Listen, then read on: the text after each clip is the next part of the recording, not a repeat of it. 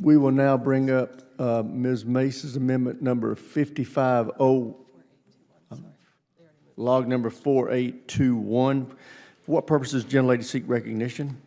Mr. Chairman, I have an amendment at the desk. Will the clerk please distribute the amendment? Without objection, the reading amendments dispensed with. The chair recognizes the gentlelady for the purpose of explaining her amendment. Thank you, Mr. Chairman. This amendment would reinstate the rigorous standards which have long defined our nation's prestigious military academies. The ongoing decline in those standards is a serious crisis, one which undermines our strength, erodes our credibility, and jeopardizes the future leadership of our armed forces. Our service academies are not just colleges, they are a crucible where America's future military leaders are forged. These institutions must remain elite, uncompromising, and relentless in their pursuit of excellence. This amendment restores those high standards. It ensures our academies admit only the most qualified candidates, judged primarily on merit, academic performance, and objective testing, not on social engineering experiments or identity politics. This is not about eliminating opportunity, it's about restoring fairness, restoring transparency, and restoring excellence in one of the most important pipelines for military leadership. This amendment codifies a rigorous, transparent scoring system with at least 60% of a candidate's score based on academic achievement and standardized tests. This is how you maintain excellence. This is how you build leaders who can think critically, perform under pressure, and make split-second decisions to save lives. Our warfighters need and deserve the best qualified leaders, and it's critical Congress ensures they get them. For years, we've lowered standards, allowed widespread use of waivers, and placed an unfair emphasis on subjective criteria. My amendment reduces this emphasis and would ensure objective measurements of performance. Merit and character matter most. The academies are currently turning away highly qualified candidates who are scoring as much as 30% higher than marginally qualified candidates who, quote, earn admission. We're talking about the future leadership of our armed forces. In the military, leadership literally saves lives. Even small differences in leadership quality can determine mission success or failure and life or death on the battlefield, at sea or in the air. The men and women wearing the uniform deserve the best leadership this country can produce. If we want a military capable of meeting the challenges of the 21st century, we must start by restoring standards at our service academies. And I urge my colleagues to support this amendment. I yield back. Chair does acknowledge that he does support this amendment. Does anybody seek recognition? The gentlelady from Washington, Ms. Strickland. Thank you, Chairman. I'm going to repeat what I said in a previous remark. At least for 5 years since I've been here, the U.S. military has been described as the most lethal fighting force in the world. When the U.S. Supreme Court came out against college admissions in DEI, they intentionally exempted the U.S. military academies. Now, one of the cool things that we get to do as members of Congress every year is that we actually have Military Academy Night, and we recruit students, we have open houses, we work with school counselors, and we talk about what an honor it is to serve in these military academies. And make no mistake, as someone who represents the 10th Congressional District of Washington State, I am incredibly proud of the diversity of the candidates that we recommend for the academies. And I guarantee you that every one of these students can stand up to anyone who is serving in the military academies and go on to have great careers.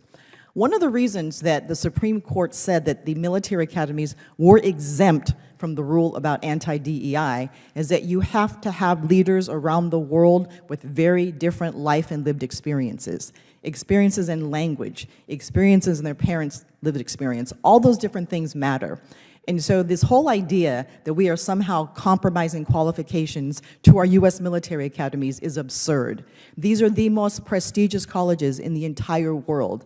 The kids who apply to go there have to have their act together, and they're smart, and they're capable, and they're good to defend us at home and around the world. So again, as we talk about what's important and how we build a fighting force that continues to build them on how good they are, we must be inclusive.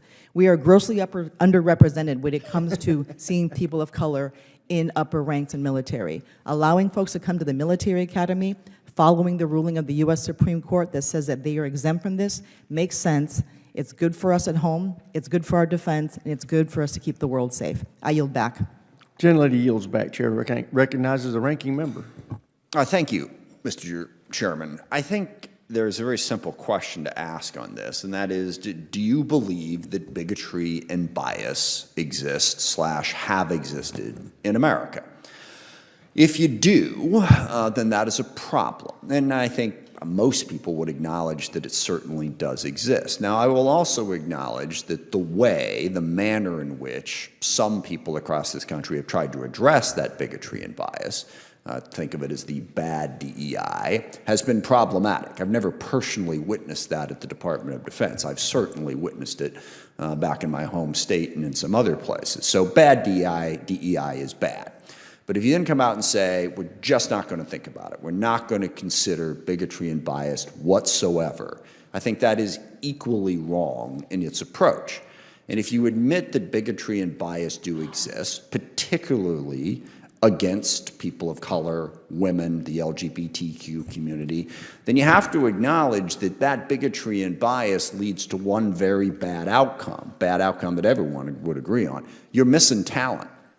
Because of bigotry and bias in many, many different aspects of our society, talent goes unrecognized because we've set up a set of standards that just naturally skew in one direction. So the reason to oppose this amendment, and I agree with the maker of the amendment about how important who serves at our service academies is, the incredibly important role they play, and how important it is to make sure that we have the best and the brightest. If you agree with that, then you should want to try to address the bigotry and bias to make sure that we are not missing out on an unbelievable amount of talent in this country, as we have discovered. Bottom line, that's the reason to oppose the blanket opposition to any effort whatsoever to try to address bigotry and bias. Now, if you want to argue that bigotry and bias don't exist, somehow we've magically wiped them out from the human psyche and from America, I guess we can have that discussion. I think it's a tough argument for the other side to win.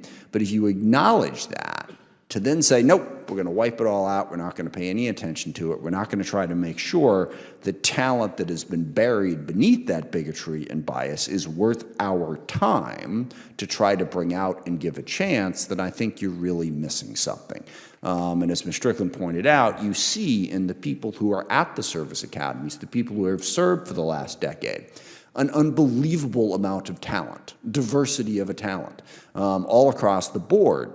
So this notion that our military has been weakened by these people who are serving in it, I think is slanderous and wrong. And again, let's not miss out on talent because of bigotry and bias. That's why the Supreme Court made the decision it made, certainly for the service academies, and we should oppose this amendment. I yield back. Thank you. Gentleman yields back. Chair round recognizes the gentleman, Mr. Crank. Thank you, Mr. Chairman. So I'm proud to co-sponsor this amendment to protect the United States Air Force Academy in my district. Our service academies exist to turn the best and brightest 18-year-olds into exceptional officers leading the most lethal fighting force the world has ever seen. And I'm proud to co-sponsor the amendment to ensure that our service academies aren't straying from that mission in their admission strategies. And this amendment ensures that appointments to our nation's military academies are based on objective academic achievement and aptitude. And the composite scoring method applies a clear, uniform formula across applicants, creating a level playing field for all candidates, regardless of their background. Our military is not served by selecting candidates who cannot meet the academic rigors required of them. And under this amendment, the service secretaries must report annually to Congress with details on admissions standards, waivers, and student outcomes. And this gives Congress and our constituents insight into whether the system is working and whether exceptions are being misused. No one is made safer by needlessly relaxing standards in our military or at our service academies. I encourage my colleagues to support this amendment, and I yield back. Gentleman yields back. Chair now recognizes the gentlelady from Hawaii, Mr. Kuda. Thank you, Mr. Chair. I rise in opposition to this amendment. This amendment is 23 pages long, 23 pages of unnecessary micromanagement of the admissions process of the service academies that we are all talking about today. But for being so long, it is very narrow and myopic in defining merit. Under the Mace Amendment, grades and test scores will now be 90% of the decision of who goes to the service academy. And oddly enough, as speaking out against this, I'm speaking against kids like my son, quite frankly, who rates #1 in his class and scores very well in his tests. And yet, having interviewed many Service Academy nominees, I can say that there is much more our students are offering their country than just their grades. Let's think about what gets crammed into 10% of what is to be considered and is virtually ignored. Important factors like leadership ability, accomplishment in the community or on the athletic field, their record of prior military service, work experience, overcoming challenges like poverty, childhood trauma, unstable home life, not to mention evidence of moral courage and character. Success in life and career has a lot more to do with those things. And a successful military career demands people who have more than a single dimension on their resume. Our service academies already have a merit-based admission process that considers all aspects of what a young person brings to a potential military career. Our academies are meant to produce warriors and leaders. Last I checked, not academic scholars. And let's also be clear, a computer or AI-generated program can ace a test, can get great grades. That 10% of what we are arguing needs to be recognized today, that this amendment discounts, that's actually what makes us human and what is foundational and fundamental for a good and just leader. You don't build the next generation of military leaders by looking only at their test scores. You build it by identifying character, courage, and commitment. And a test can't measure any of that. This amendment would jeopardize everything we are seeking to build as a country and as a Department of Defense. And I urge my colleagues to vote against it. Thank you, Mr. Chair, and I yield back. Gentlelady yields back. Chair now recognizes the gentleman from California, Mr. Cisneros. Thank you, Mr. Chairman. I've had the pleasure of serving with a number of individuals, both as in the military and as an Undersecretary of Defense, that had tremendous careers. And those careers started out as enlisted personnel, rising through the ranks. Now, somewhere along the way, somebody saw something in them and said, I think you can do more, and I think you should become an officer. Now, they may not have been the best students, and maybe for some of them, I know too, the academic light bulb didn't come on until later on in their life after high school, where they said, okay, this is probably something I should focus on and put my attention on, academics. But this bill would have kept so many individuals out from moving from enlisted to the officer rank to attending the academies. And these individuals that I've known and met have gone through and have been successful, and they've been able to navigate the academy. They achieved and they graduated, and they've gone on to have great military careers, rising through the officer ranks, and some of them even becoming, putting on, going into the Flag and General Officer Corps. There is so much more that goes into who we want as officers and who should be attending the service academy than just grades. We want well-rounded individuals. We want individuals who are physically fit. We want individuals who are leaders and have shown leadership throughout their high school career or their military career as the enlisted, if they're going to go on and transfer to the academy after going from the enlisted ranks into the officer ranks. We want these well-rounded individuals who have gone and proven themselves, and it's not all academics. Now, academics is a big part of it, but it should not be the sole criteria or 90% of the criteria that we look at when we are selecting these individuals. We want well-rounded individuals. Now, whenever you have somebody, now I remember meeting the dean of the University of California, Irvine. He had told me he had a 5.0 student and a person who scored perfectly on the SAT score who did not get into that university because they did not have anything else that they were bringing to them, with them.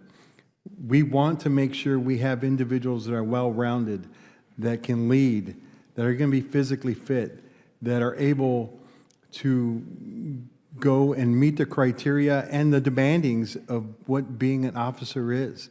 And we need to make sure that we have them who are well-rounded. Like John Paul Jones said, and it's inscribed at the Naval Academy, right? We want officers, who are gentlemen and have a background of a liberal education. We want these individuals to be well-rounded and well-read, and we need to make sure that we continue to put the focus on there and not just have it solely about what the academic criteria is. So I will not be supporting this bill, and with that, I yield back.